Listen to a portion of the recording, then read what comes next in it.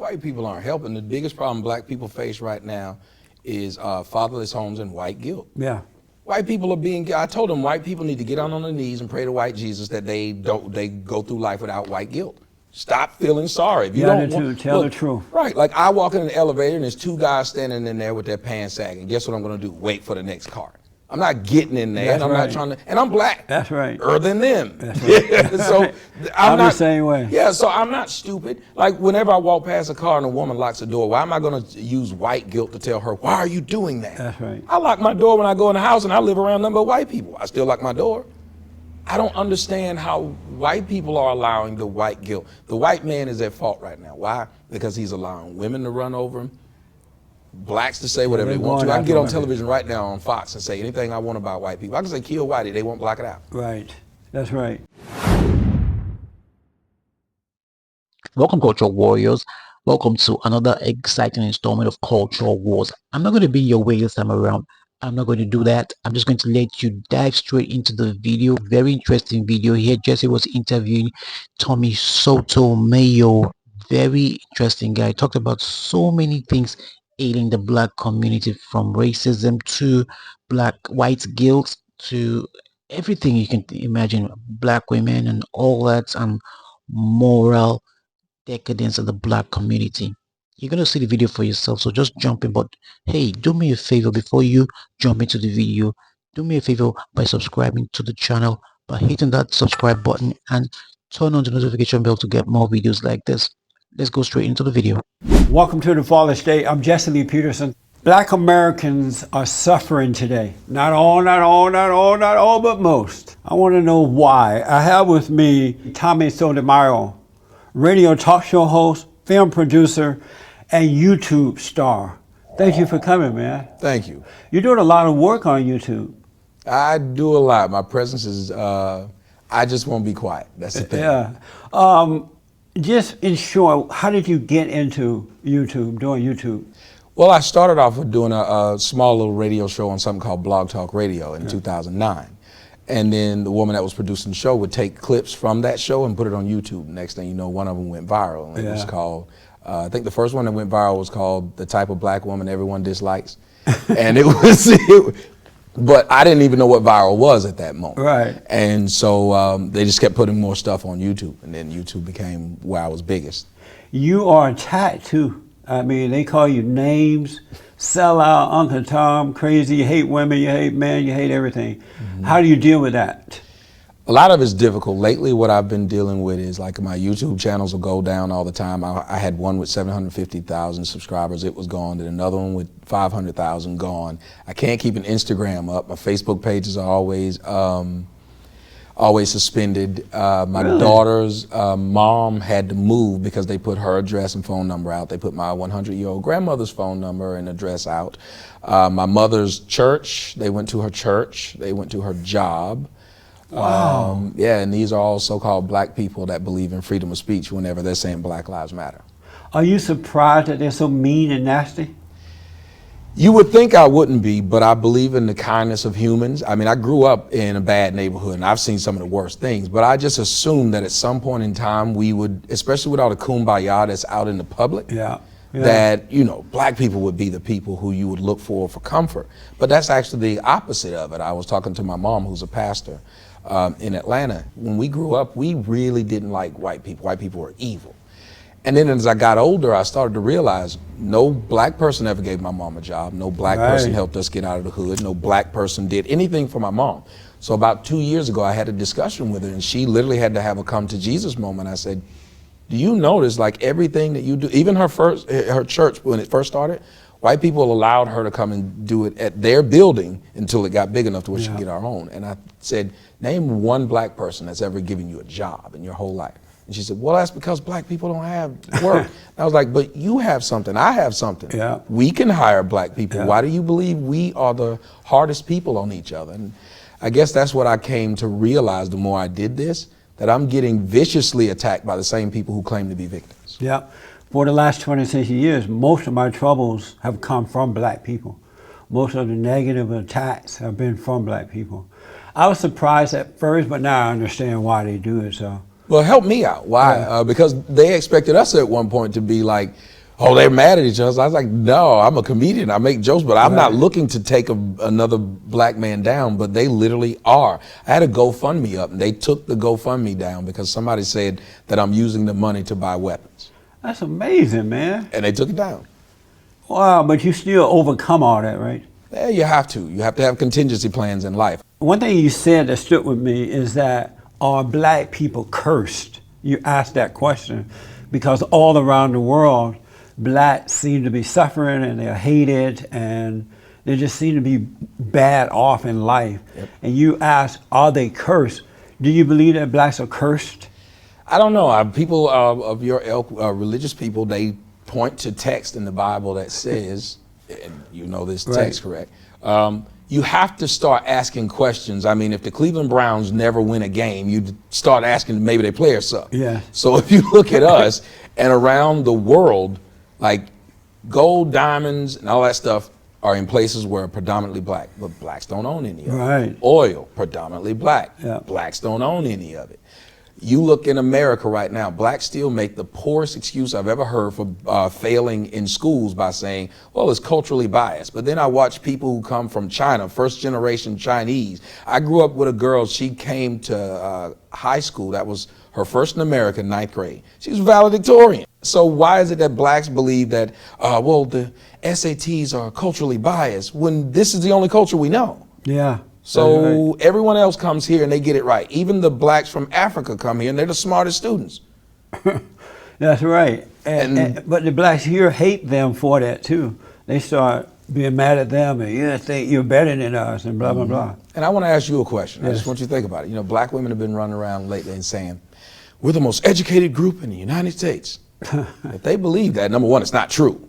But number two, if they believed it, why are their kids the least educated? That wouldn't make any sense. That Yeah. I'm really good at basketball and my child's never played. If these women who are raising their children at a 76% clip, single, why aren't their children as smart as they are since they're so smart? That's a good question. And I'm going to answer that before we end this interview today. I want to ask, you know, when I first became aware of you, you were like, you seemed tougher. And not that you're weak, but you seemed tougher then. And over a period of time, you seem nicer or something. Have you changed from back then to now? I think it's after a while you get beat down. Like, people tell you you're being too hard, so you try to be soft. Then they tell you you're a punk because you just got, it's like with our people, you can't win. That's right. And that's what scares me the most. I got into a debate the other day with someone that was a woman called in my show and was telling me that Donald Trump was racist. Yeah. And I said, well, what did he do that was racist? Right. And she couldn't explain it. Then she said, well, I just think all white people are racist. I said, that's cool. So who are you voting for then? None of them. I said, okay, then what is your problem? Why are you specifically picking out Trump and not Hillary, That's whose right. husband was over the largest incarceration of black men in history, where you're setting up there other than slavery, where the laws that were enacted under him hurt the black family in large numbers. Yeah. But you guys still love him. I don't understand. Where his wife said black males are super predators, but you still love this woman. I'm confused at how, as long as you put a D in front of a name, that go white for person's it. not racist. That's But you right. put an R in front of the person, they're a coon or racist. So are you changing inwardly or something? Are you, because you were tougher, now you're not as tough. You still tell the truth, I noticed. But are you changing? Are you being nicer or something? I just think it's just, you get tired. Sometimes it's just hard to have that kind of animus every time the little red light comes on. You try different stuff to see if maybe they'll get it. Right. But they don't though. That's what's scary. They're not getting it. So but I'm why trying it not every just way. be you though, and not, because you can't be what somebody else want you to be, because you can never please them. Being you is better, and that way you can stay tough or whatever you need to be. Getting old, my little girl is 10 now. I don't know, maybe I'm fearing what she'll become because I see what kind of world it is. So I'm thinking maybe if there's a way I can soften it up. You know, when you're a parent, you try to save everybody because you think that'll save your kid. Like if you can put a pillow on every car. But it's not going to change though by you being different. It's going to be worse. People need to just hear the truth, and those who love the truth accept it. Those who don't, gonna hate it. So which way are you happier, being the old Tommy or this new Tommy? I was happier then because I wasn't known. Nobody knew who I was. So it was like, people don't bother you when they don't know who you are. Yeah. Now I went out to dinner last night, and literally I just put that I'm at dinner. It was like 5 chicks came. And I'm sitting there, and they were at the bar, and they were like really beautiful women. And I just remember, I could have been sitting at the bar maybe 10 years ago and could have never gotten these women's attention. And now all of them want to go back to the hotel. And I'm like, this is a strange phenomena that I don't like, because now people either most everyone around me wants to take something from me. Yes, that's right. So which way are you more comfortable with? I'm more comfortable being unknown and yelling. But how about as for making this change within yourself? Are you comfortable this way or the other way? The other way. The other way. Right now I have to worry about people showing up at my daughter's school, people coming to my house. That's terrible. So you try to parse your words at a certain point in time when what you say is starting to affect other people. And they're smart with what they're doing. They say they knew they couldn't get me to stop by just talking about me. So now they're attacking the women around me, which is strange because they say I'm against women. So they're only trying to protect women, but all they do is attack women. There was a young woman who was on my show the other day, and she was talking about how she's a makeup artist and hair artist. Right. And she said she hated me when she first saw me, and I actually changed her to where she went natural. When she came on the show to talk about her change, she literally had to get off within 10 minutes. They put her phone number out during the live show. Then they kept calling her to make her Skype go down because she had her cell phone out. They put her address, and she got so scared she wouldn't answer her phone. Wow. And she didn't respond back to me for 2 days. She said they were putting out my address. They were calling me saying that they were going to come kill me because I'm a fan of yours. And speaking of women, you know, I've heard over and over that you hate women, and that you especially hate black women, and you call them the B word, and I've never heard you call them B word. Do you call them? Oh, I do. You do. I'm not going to lie about that. I call them bossy all the time. No, I'm just kidding. And so, first of all, just for the record, do you hate women or black women? No, I don't hate black women. What I look at it is they're the ones who have been in control for the last some odd years. And they've been proud of it, saying that they're the backbone of the community, to the point of where people said in public, and Barack Obama said it. Yeah. So if you're going to be the coach or you're going to be the GM of this team, if the team is failing, where does the blame lie? So they get mad that I point the blame at them, but they stand up every day, say they don't need a man, I'm independent, I run everything. Right. Can't be the boss without paying the cost. And why do you call them the B word? Why I'm a child of the 80s and 90s, and for some reason we speak, like the N word is just, like the way blacks use the N word is just, it means a guy. Right. The B word just means a woman. So I fall back into that language because you have to think about it. If the people you're looking to change speak a certain language, speaking a different language usually isn't going to get to them. Why do you think I shake so many people up? I speak their language. What kind of person are you? If you describe who you really are, how would you describe yourself? I would probably say I'm way too passive. Like I'm a pleaser. I like making people happy if I can, which is probably my biggest downfall, because they know they can change my direction by saying, we're not happy, but if you did it this way, we'd be happy. So I try it that way to see if it'll make them happy. Right. That it doesn't. I'm thoughtful. I like to think about stuff. I like to have a real discussion. Right, me too. Silly discussions bother me or things, and so I guess that's probably why I'm not good in the dating field, because I don't like to have discussions that aren't leading anywhere or to any change. I'm full of faults. I would say I cater to my carnal side way too much, whether it's food, which is why if you hear that I've lost my voice, because I just kept eating dairy and steak and all kinds of stuff, dealing with the wrong people all the time, trying to help everybody. I'm not a good person, but I'm trying to be. Are you an honest person? To a fault. To a fault. Oh, okay. And why did you decide to be so honest?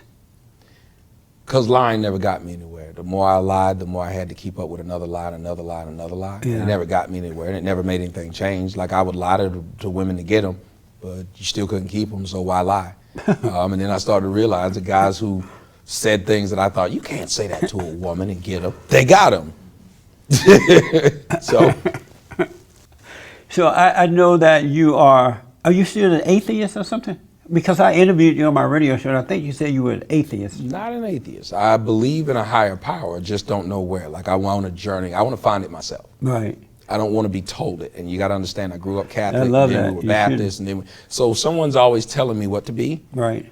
I want to find out what to be because I don't think I would be here without a higher power. I didn't do anything special. Right.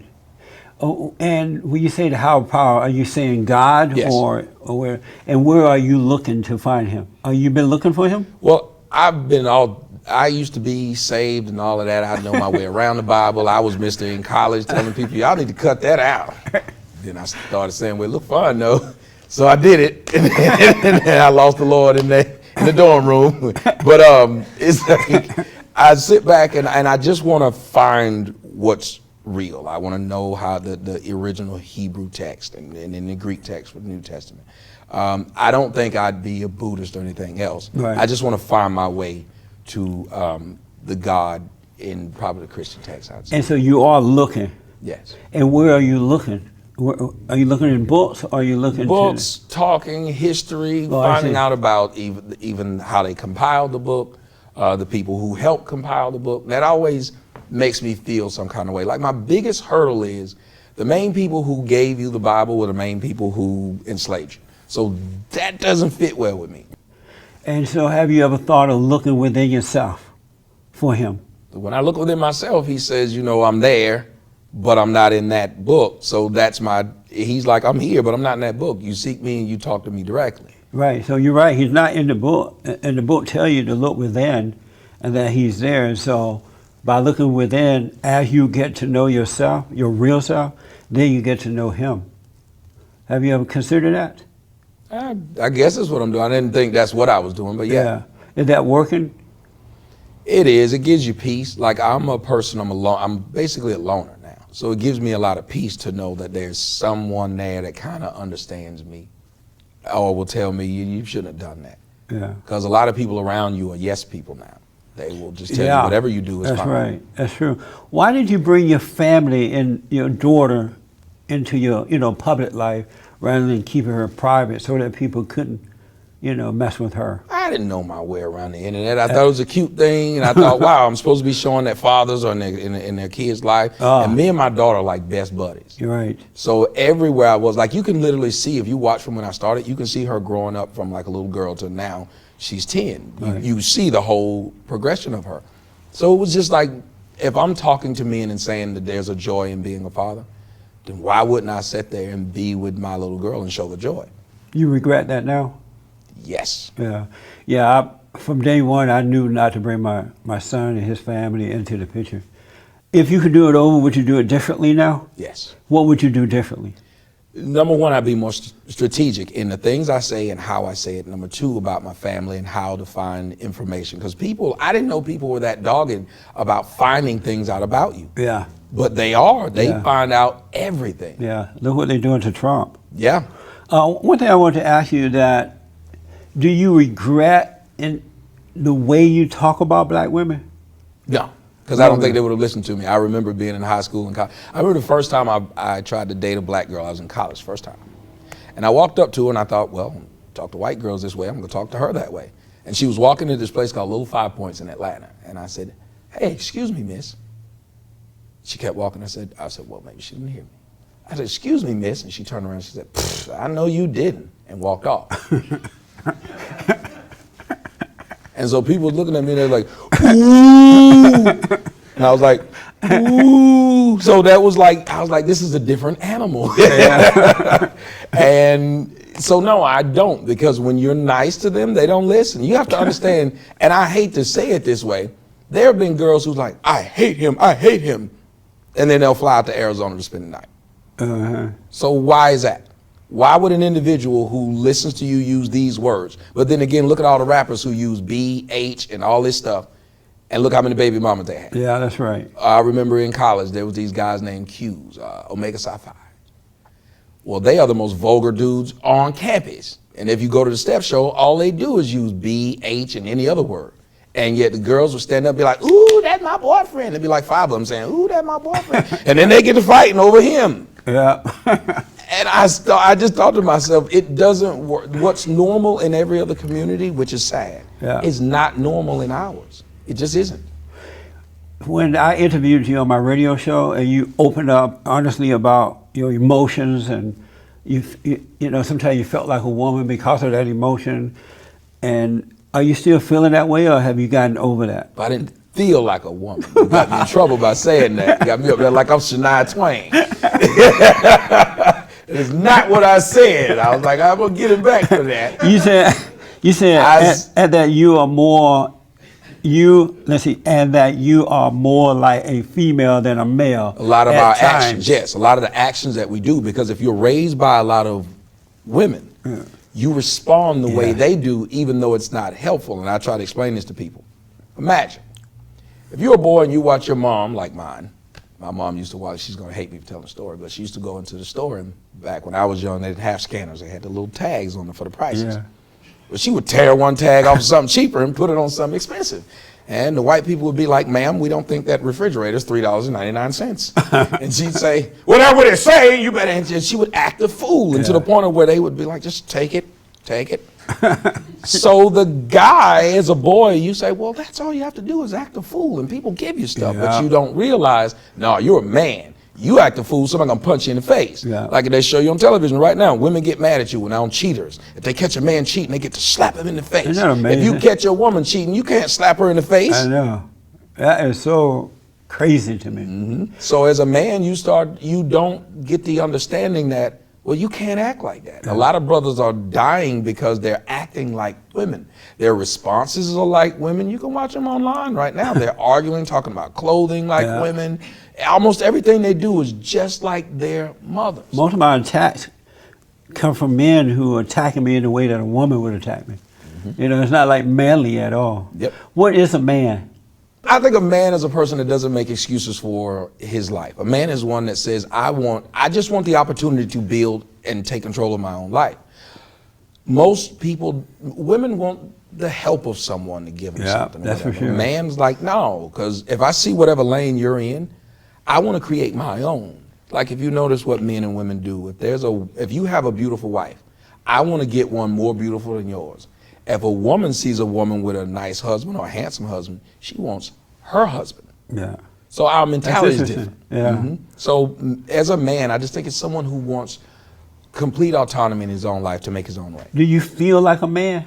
Right now, yes. And what does a man feel like? Like every day you wake up, it's a new challenge for you to help build something for someone else. I love creating opportunities for people. To me, that's a man. I love showing somebody else how I got through this area, like a Lewis and Clark, so to speak. Like you build the trail and they follow. That's what a man is. So I wake up every day and I feel good because I've done something that no one else had done. Yeah, I noticed that I at one time had my mother's identity and my grandmother's, because they pretty much raised me, even though my grandfather was around. Yeah, that's illegal, right? And that's called identity theft. And so I had these emotions. You know, I'm very insecure. I had doubt. I had fear. I didn't know what I wanted to do in life. But when I forgave my mother, and God took all that away from me, He took away all those emotions. And now I know what a man feels like. And what I realized, there is no feeling to being a man. You just see what's right. You get up and do what you need to do without having to think about it or feel about it.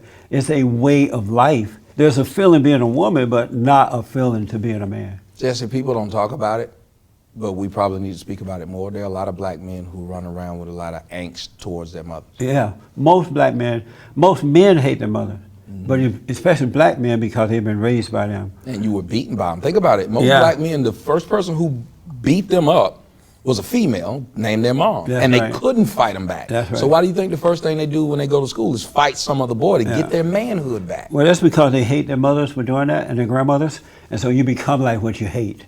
And so they start acting, they take on that identity and they act the same way all through life unless they learn to forgive and overcome it. Yeah, think about how quick they want to kill us coons. Yeah. Whereas a real man, if he saw something wrong or disagreed with you, he would reach out to help you. You know, is there anything I can do? You're seeing this wrong.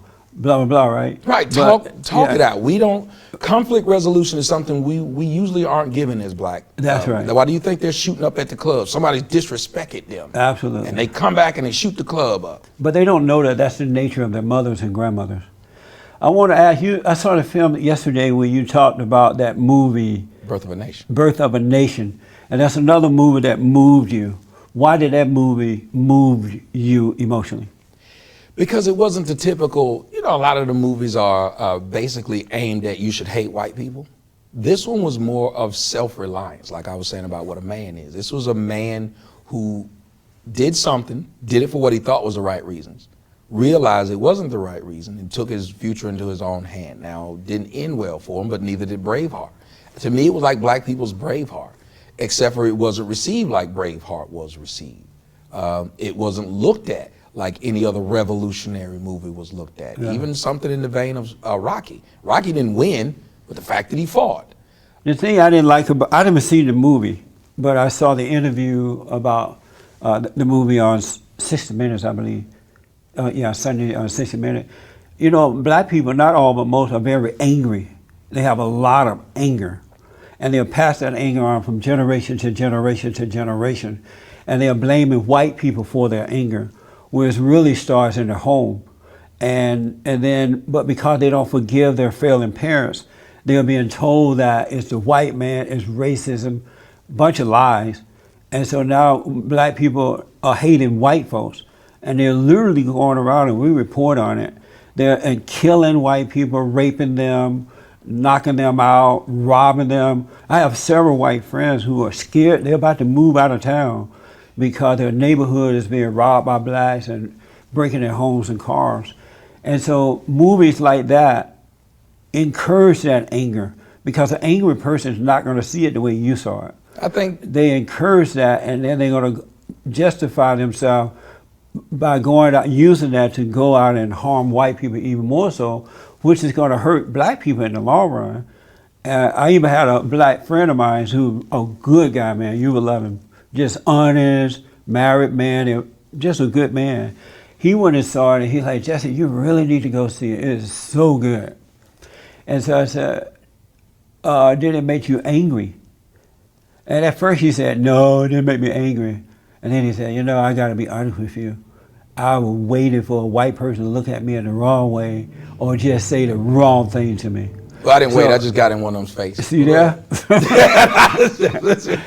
And so it did bring that out of him, even though he's a good man.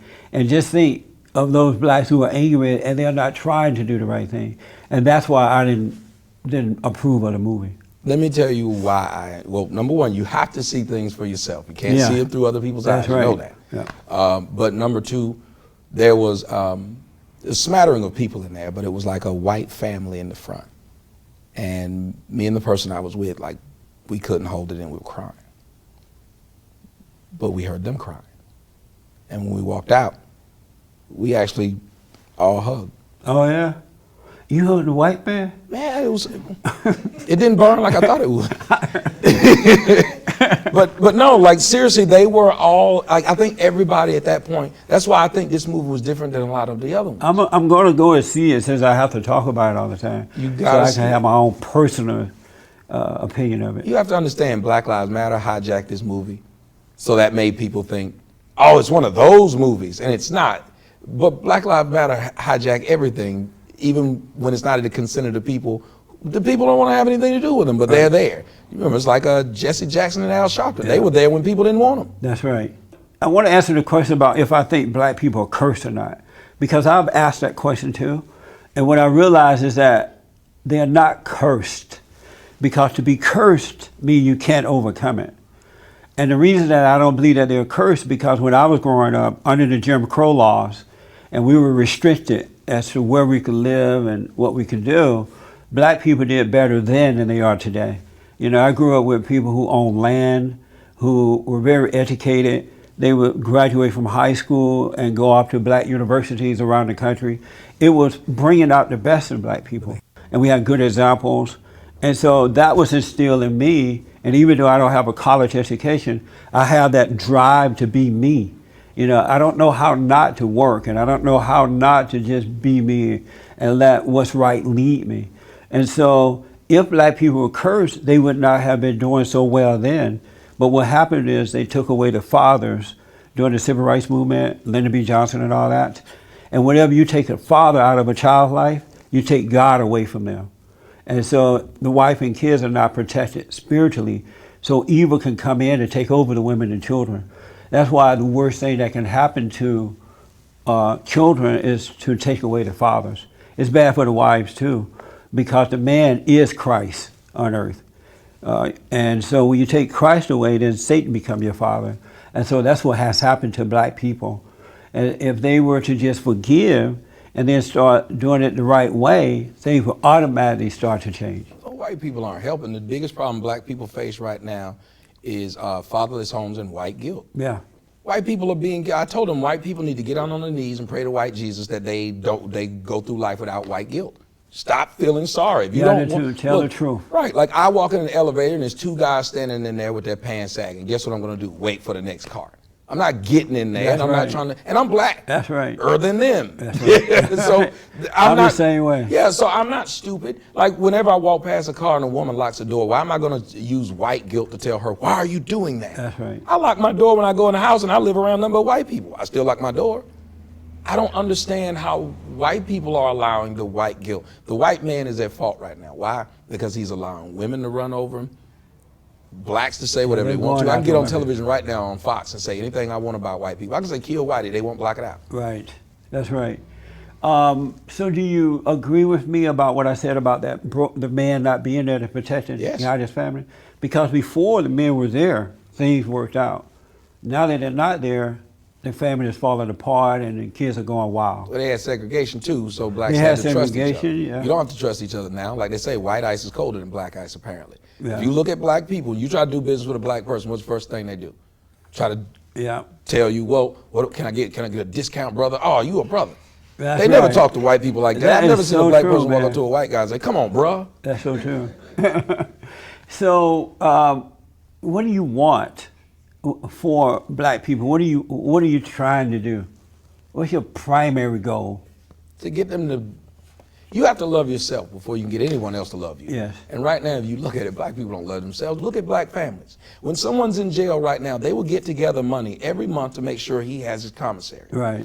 But the boy who's in college, who's struggling, the families don't get together and say, let's make sure he has money every month so he can buy books, so he can eat, so he can stay in that school. Yeah. Well, what does that tell you about the dysfunction of the people? But yeah, and you're right about that, but that's not going to change until the men change and return to their proper state of being so they can guide their women and children. And so we need to understand what's wrong with them. Don't accept it as a norm, but why is that way? So that we can start teaching our boys too, so that they can start changing that. Because these women are not having good fathers, and so they end up hating their fathers because the mothers are turning them away from their fathers. And then they go out and meet men who are just like fathers, so they hate the men. But if we don't become strong and righteous so that we can start changing that, it's just going to get worse and worse and worse and worse. Well, we have to learn how to control our libido. Right now, what they have over us is they teach us at a young age, and this is sad. Women are teaching the young men this. If you don't sleep with a bunch of chicks, then you're not a man. Right. Black men think that the only thing that makes them a man is something big and shiny, and his ability to sleep with a bunch of chicks. The women have you at that point. They have you because they have that thing that you need to feel like a man. In closing, do you agree with me that the black men need to change so we can help them change? Yeah. Cause them to change? Yes, you need to take your balls and go home. No. No, you need to make it difficult for them, though. Seriously, you need to say, I'm not going to just sleep with anyone. Yeah, we need to cut out the sex thing, be upright men, so that we can show them how to overcome that anger, because the love that's in the man is powerful. It can change things. It's not an emotional love, so it can change things. So with the right correction, we can change that anger that's in them by showing them how to overcome it. We need power, though. Look, and the you power can see the is same the love black woman who's mean and everything. Get her with a white dude, she becomes Betty Crocker. Yeah. I've seen it. Look at Eve. Eve was the rapper. When she was dating black dudes, she was a pit bull in a skirt. She called herself this. Who is Eve? Is a rapper who used to be a stripper. Oh, yeah? Now she's married to a billionaire white man, and she literally got on television and said, he was the first man that could tame me. She doesn't speak with her New York accent. She sits up there like this, and she tea crumpets. But they'll do that for us, too, when we get ourselves together. You see them brothers with money, and the woman still hood. But they're weak. That's what I'm saying. The brothers are weak. I'm concerned now that you're going to give up, and I'm hoping that you don't. I'm not going to give up. I might switch up. I might like get like a body double or something and just tell them what to say, like a teleprompter, be like Obama. No, I'm not. Look, I just may go a different route because right now I'm too accessible, to be perfectly honest. I thought that was going to be my thing. That was my thing. I'm accessible to the people. Right. When I do my shows, when I'm done with them, I will spend 3 hours responding to emails to make sure everybody feels comfortable. Yeah. It's a bad thing. So at the end of the day, I have to change my MO. Did you have fun today? I did. Yeah. No, I really enjoyed it. Oh, good, man. Thank you for coming. Thank you, brother.